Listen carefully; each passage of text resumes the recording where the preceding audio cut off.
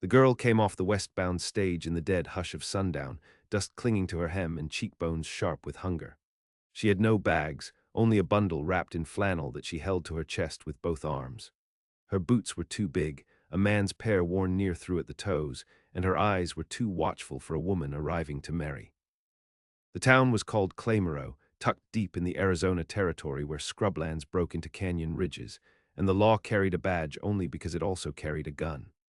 A single rail line sliced through the land like a vein, bringing whiskey and mail and things folks ordered out of catalogs, farm tools, seeds, widows, and wives.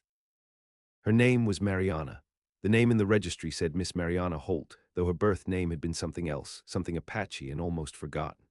Her mother had died giving birth in a mission outside Tucson, her father long vanished by then.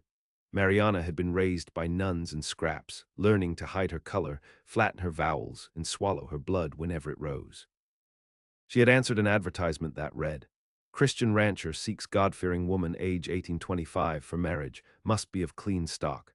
Will provide home, provisions, and security, no immoral pasts, no papists or Injuns." She answered anyway, forging lineage, baptizing her words in ink, attaching a photograph of a white woman she once knew.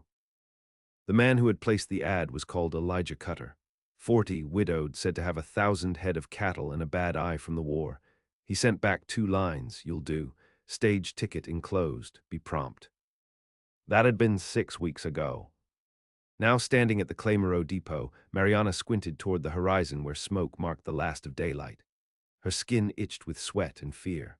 She smoothed her skirt, stepped down from the platform, and walked toward the saloon, the only place still lit, knowing the name Elijah Cutter would open a door if not a heart. Inside, the place stank of chew and heat. Men looked up as she entered, then turned away, quick as if shamed by what they saw. A few stared longer, one spat. Another muttered something in Spanish and laughed. At the far end of the bar sat a man alone, rifle leaned against his stool, his face a road map of old wounds. His left eye filmed with scar tissue, white as milk. "Elijah Cutter," she said. He looked up. "No."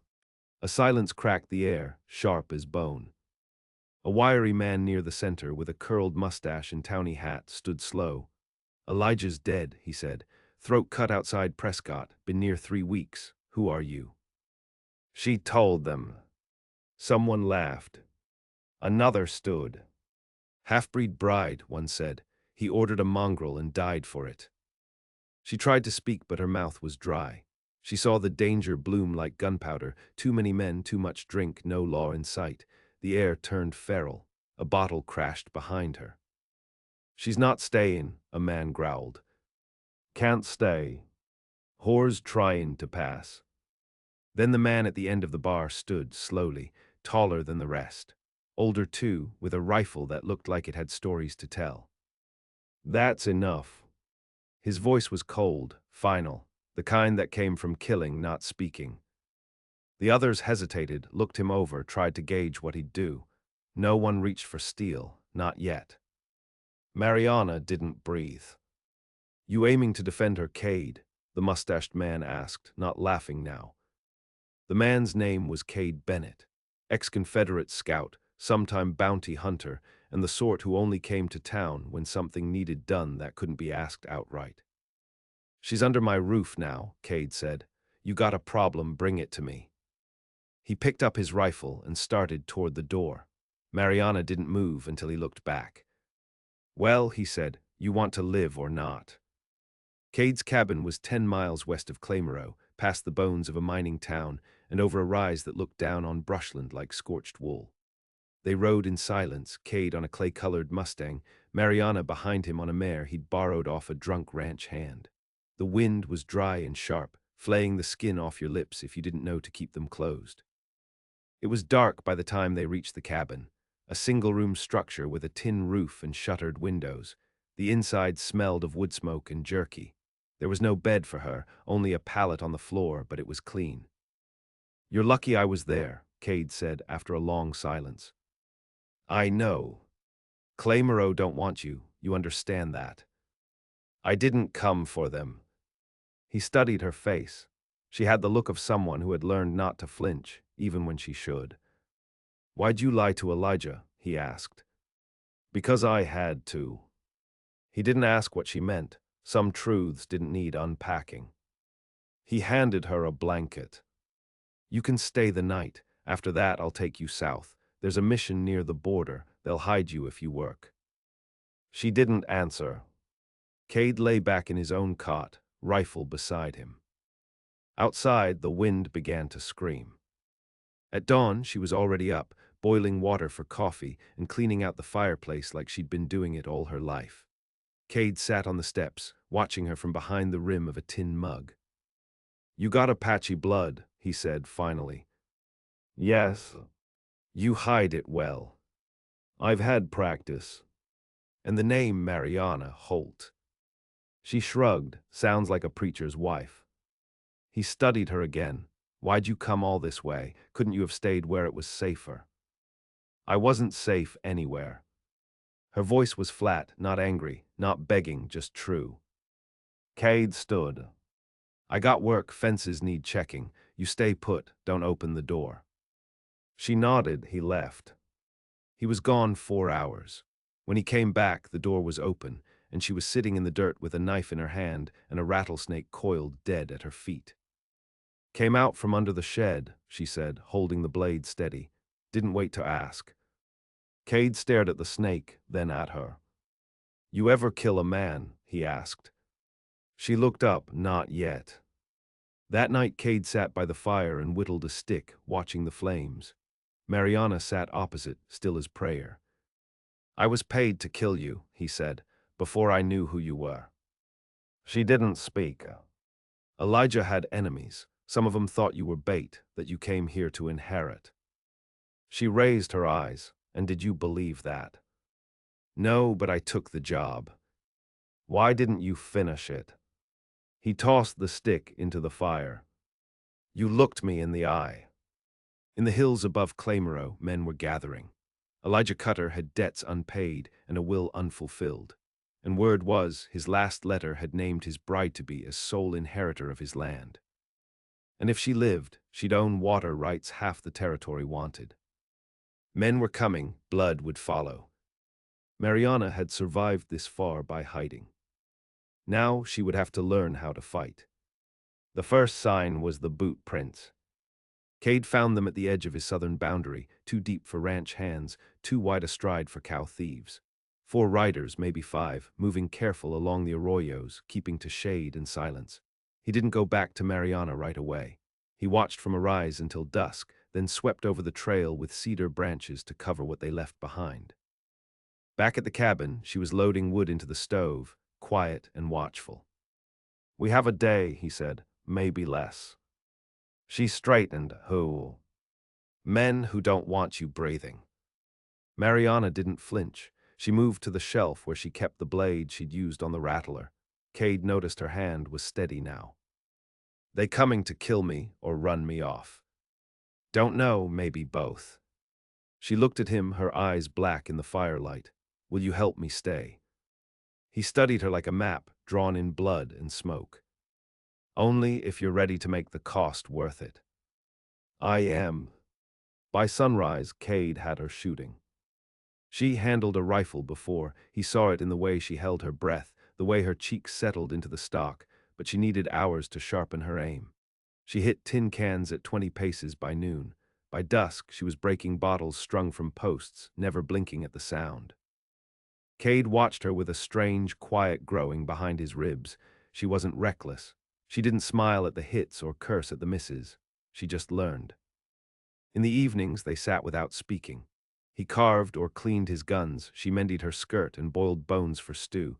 They weren't friends, not yet, but something had shifted, like metal starting to bend, slow and inevitable. He told her about his time scouting for the South, the years after when he'd hunted men for money and gone half-mad from it. She didn't interrupt, didn't pity. When he asked what happened after the nuns, she said, "I made it to 17. That was all. The day after, Cade showed her how to ride in circles, how to fire from horseback. She took to it like someone remembering a past life. Her hair came loose when she rode, and she let it, black ribbons lashing behind her like a war flag. By the 4th day, Cade was setting snares and traps half a mile out, teaching her to read the land for movement. She followed him through mesquite thickets and dry gullies, never lagging, never asking to stop. At night, she sharpened her blade and practiced quick draws with an unloaded Colt. She would not be run off, not anymore. In Claymore, men were talking louder. Marshal Dake had gone north chasing outlaws, leaving the town in the hands of a coward deputy and a council of shopkeepers too scared to act. Word came that a man called Silas Vane was riding with 3 hired guns, heading toward the Cutter property. Silas had once worked for Elijah, run water lines and shot trespassers. When Elijah died, Silas expected to inherit the land by default. Mariana's arrival changed that. Vane believed the girl was a liar, a squatter, a brown-skinned thief who forged a claim through trickery. He was not the kind to ask questions or wait for verdicts. He had a Winchester and a taste for fire. The storm came before the men did. Wind whipped over the mesa and turned the dust into blind haze. Cade used the cover to his advantage, setting traps where the land narrowed near the dry wash and stringing trip lines across the ridge trail. Mariana smeared ash across her face, tied her hair back, and loaded every round they owned. They spoke little. There was nothing left to say, only to do. The cabin was dark that night, fire extinguished, shutters bolted. Mariana sat cross-legged with the rifle resting on her thighs, her eyes like flint. Cade was on the roof with the spyglass, wind stinging his eyes, teeth clenched against the cold. He saw the first rider at midnight. A second followed, then 2 more behind, spaced wide. They weren't careless, but they didn't know the land like he did. He dropped down through the chimney ladder and looked at her. 2 hours. She nodded. You sure you want this? If I run now, I run forever. Cade didn't argue. They moved together, silent as ghosts. Cade took the east flank, covering the rocky switchback. Mariana crouched inside the barn, barrel peeking through a gap in the boards, eyes fixed on the cattle trail. She didn't pray. She waited. The first explosion came at the ridge trap, a boot on the tripwire, a blast of shrapnel and light. A scream followed, thin and short. Cade's shot cracked a second later, echoing off the hills. 1 man down, maybe 2. The third crept close to the barn, crouched and ready, eyes peeled. Mariana could smell his tobacco. She waited until he stepped into the clearing. The shot rang out like a hammer falling. He fell backward, his rifle clattering beside him, blood blooming on his chest. She held her aim for 10 more breaths before lowering the barrel. Her hands didn't shake. Cade came back before dawn, dragging a body by the collar. 3 dead, he said. 4th ran, might return. Mariana looked down at the corpse. Was this Silas? No, he wasn't here. She nodded once. Then it's not over. No, not yet. 2 days later, a letter arrived. Riderless, nailed to a fence post, ink smeared with dirt and spit. You are trespassing. You were not chosen. You were not wanted. That land is not yours. I will take it back. I will take everything. It wasn't signed, but the message was clear. Cade burned it without comment.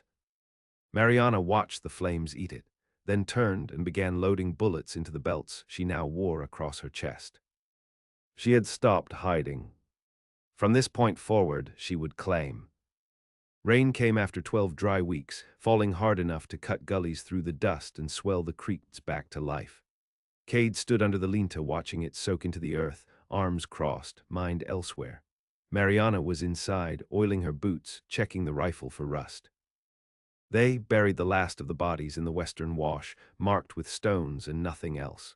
Cade didn't say a word during it. Mariana had watched the buzzards circle and decided to leave the names unspoken. Vultures didn't care who you used to be. The water softened the ground, but not the tension. If anything, the storm only stirred it deeper. Word came by a merchant wagon that Silas Vane had holed up at the abandoned Smithson Place, 6 miles east.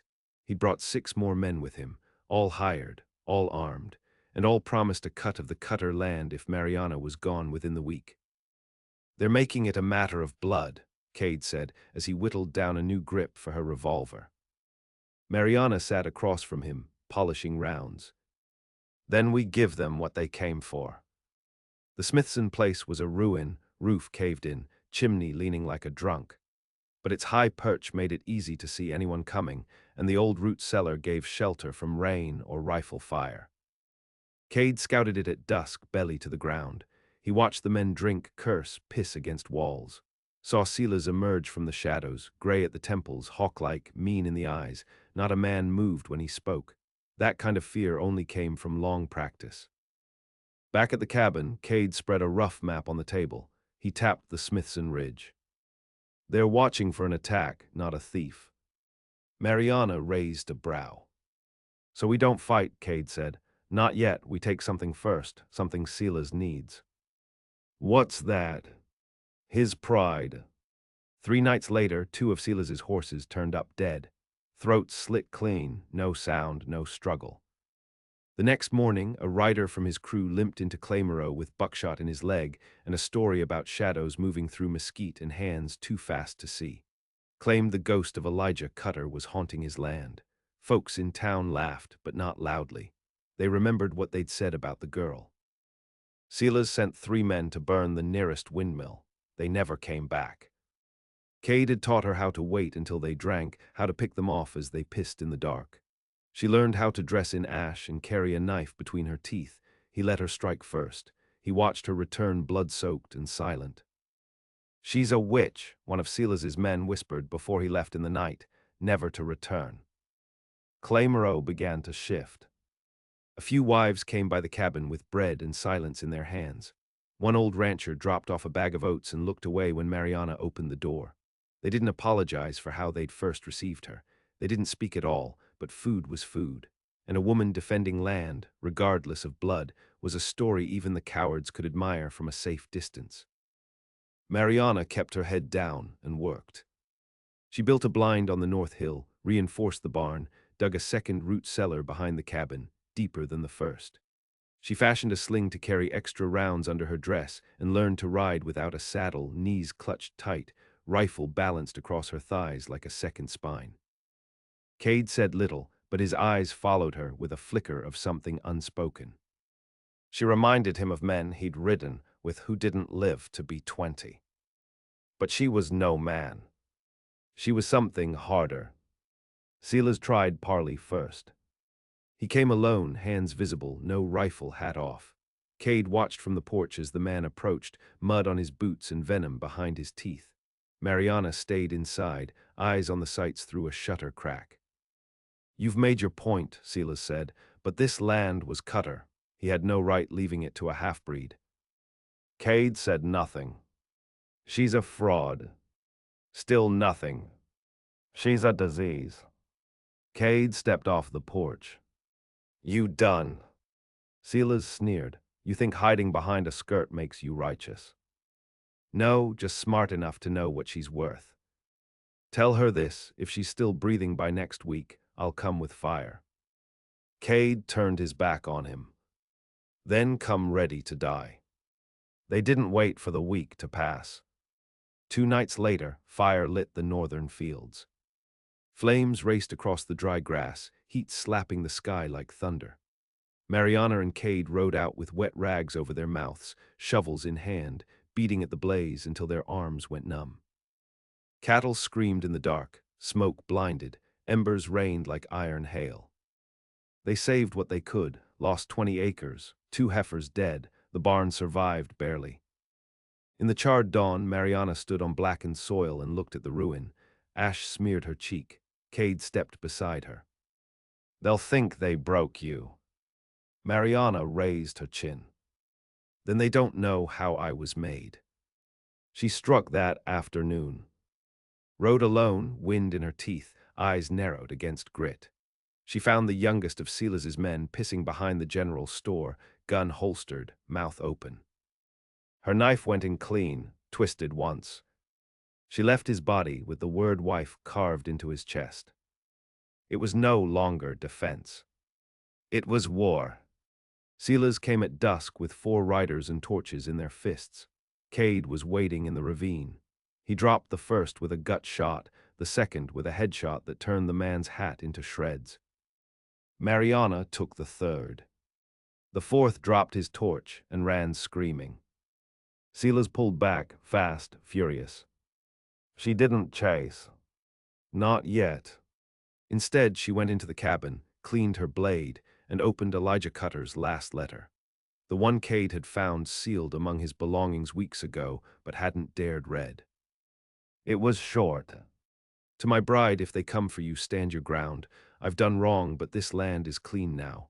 Let it stay that way. Let them fear what they made. She folded it once and tucked it into her dress. Cade found her on the porch, gun across her lap, eyes on the black edge of the horizon. You ready for the end of it? He asked. No, she said, but I'm not afraid of it either. Then she leaned back and closed her eyes, just for a moment. Resting, not surrendering. Tomorrow she would kill again.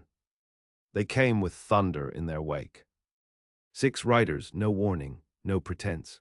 Dust plumed behind them like storm clouds, guns strapped crosswise, fire in their eyes. Mariana saw them first from the ridge post and didn't shout. She just turned, calm as dusk, and stepped inside the cabin to light the fuse beneath the trail keg Cade had buried a week earlier. The road would vanish beneath them before they ever saw the glint of iron. The earth bucked as the charge went off, smoke, splinters, 2 horses down screaming, one man flung end over end into a Apollo verd trunk. The others pulled up fast, but it was already too late to retreat clean. Cade was behind the south boulder. Mariana flanked east, ghost-like among the brush. 2 rifles cracked like bones snapping in quick succession. One rider tumbled, then another. A third dismounted and shouted a name. Silas. The name echoed, but the man didn't answer. He wasn't there. They dragged one body back with them, left the rest to rot in the sun. Vultures wasted no time, neither did Mariana. She picked through the gear, took what ammo they had, fed the horses water without flinching. Cade buried the dead without ceremony. He's testing your nerves, Cade said, sending others to bleed before he does. Mariana wiped blood off her cheek with the back of her hand. Then he'll bleed last.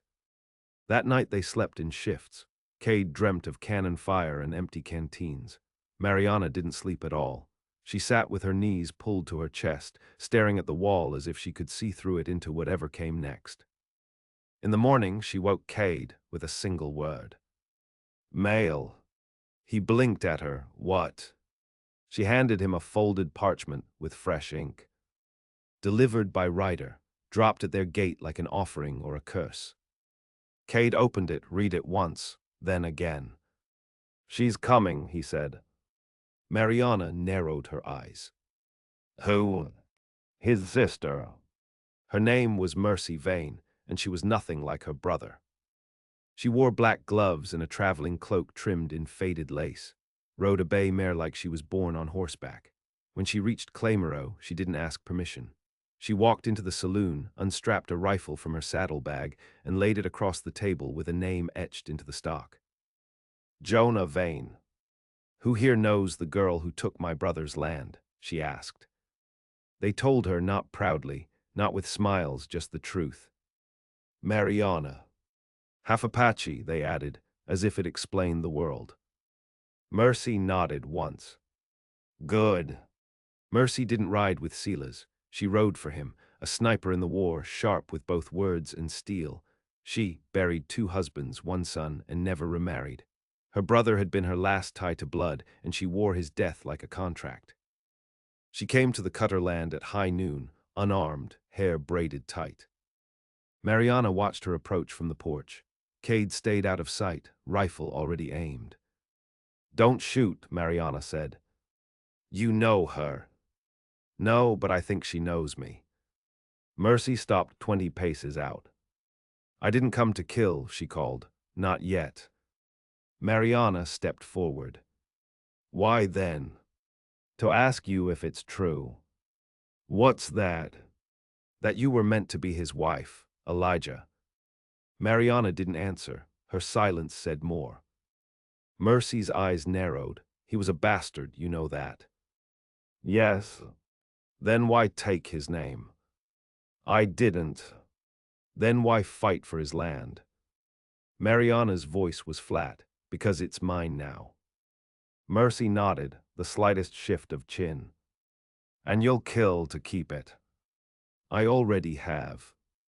The wind stirred between them. I'll be back, Mercy said, with no questions next time. Mariana didn't blink, then I'll have no mercy either. When Mercy returned, she brought fire. Not torches, not oil. But letters. Signed, sealed, and court-backed. She claimed the land was fraudulently won, that Elijah Cutter had no lawful right to pass it to a bride who was not yet his wife. She hired a clerk from Bisbee and threatened to bring soldiers from Fort Bowie to seize the property on federal grounds. Cade spat when he heard it.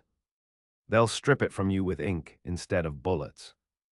Mariana folded the notice. Then we tear up their ink. They rode to Tucson, 40 miles in 2 days, following old cattle trails to avoid notice. Mariana wore her hair in a tight bun, borrowed a second-hand dress from a schoolteacher Cade once knew, and learned to smile with her mouth only. The judge who'd signed the claim was old, tired, paid off by vain coin. But he didn't recognize her, or Cade. That was his mistake. That night they broke into the records office and lit fire to every land deed not tied in chain to Mariana's name. Cade knew which files to take. She knew how to leave no trace. By dawn, the vain claim was smoke, a whisper with no paper spine to hold it up. They rode back hard, Cade with 2 cracked ribs from a fall crossing the San Pedro, Mariana with blistered hands and a splinter in her heel, neither slowed. Back on the ranch, they found Mercy waiting. Alone, standing at the edge of the property, her gloves off, eyes unreadable. She held no gun. I know what you did, she said when Mariana approached. And I don't blame you. That took the wind out of the moment. Mercy looked at the land, at the scrub rising again after the burn, the cattle returning to the slopes, the way the cabin stood straighter now.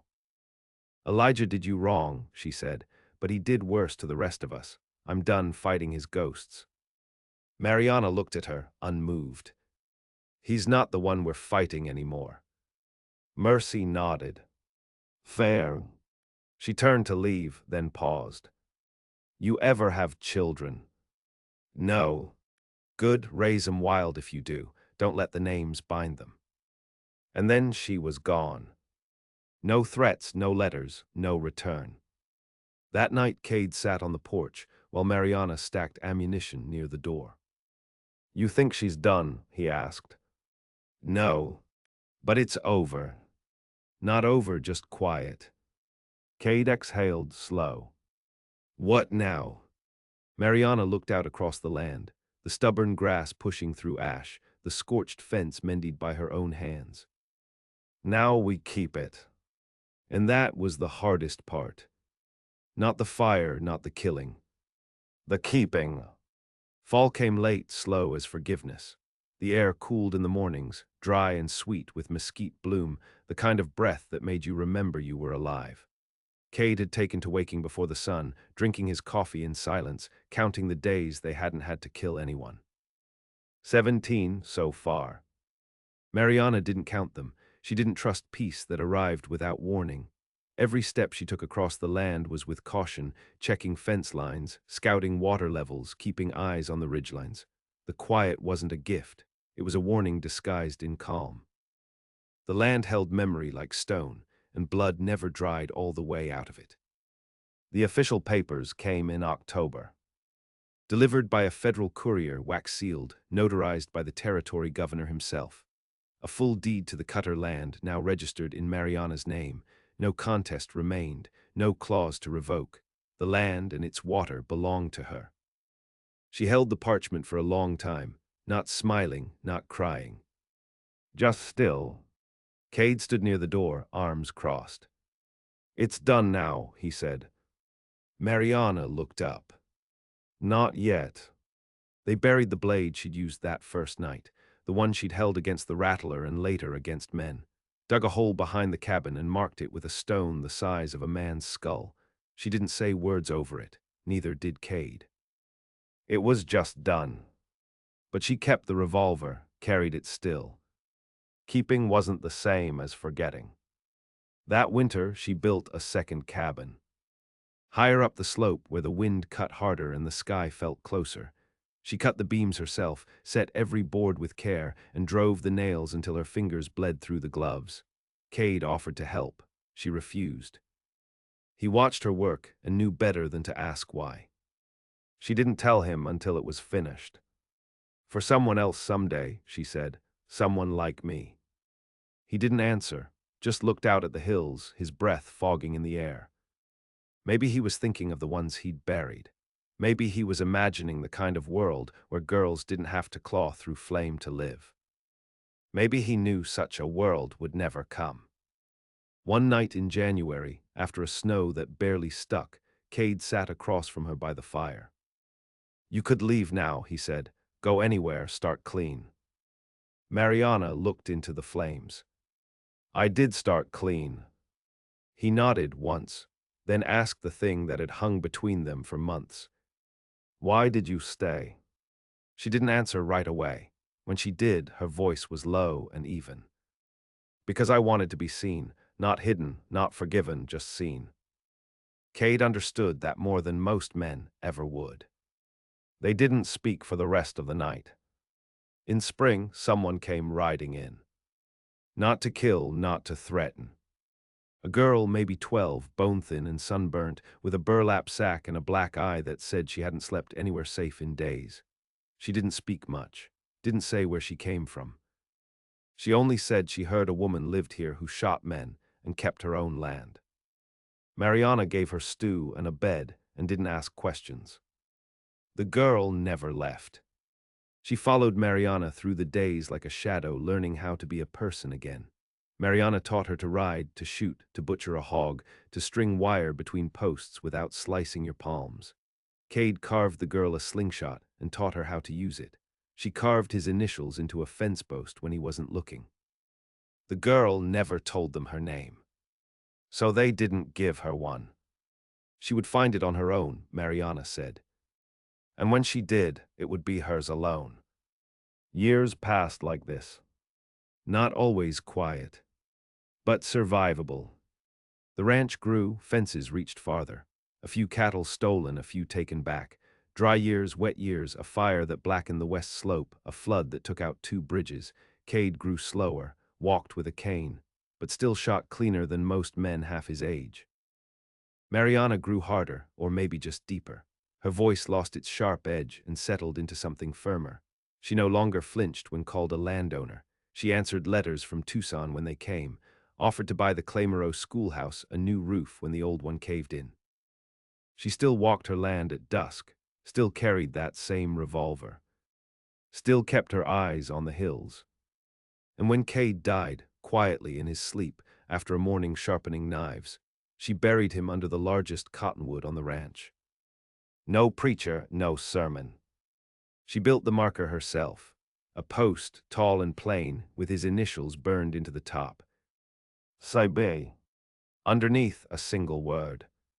Seen. In time, others came. Strays, widows, outcasts, girls with more scars than words. They came looking for safety and left knowing how to fight. Mariana didn't teach them to forgive the world. She taught them to outlive it. They called the place Cutter's Edge, a name that stayed long after no one remembered who Elijah Cutter was. And Mariana. She never left. The girl who stepped off the stage with nothing but stolen boots and half Apache blood became something else entirely.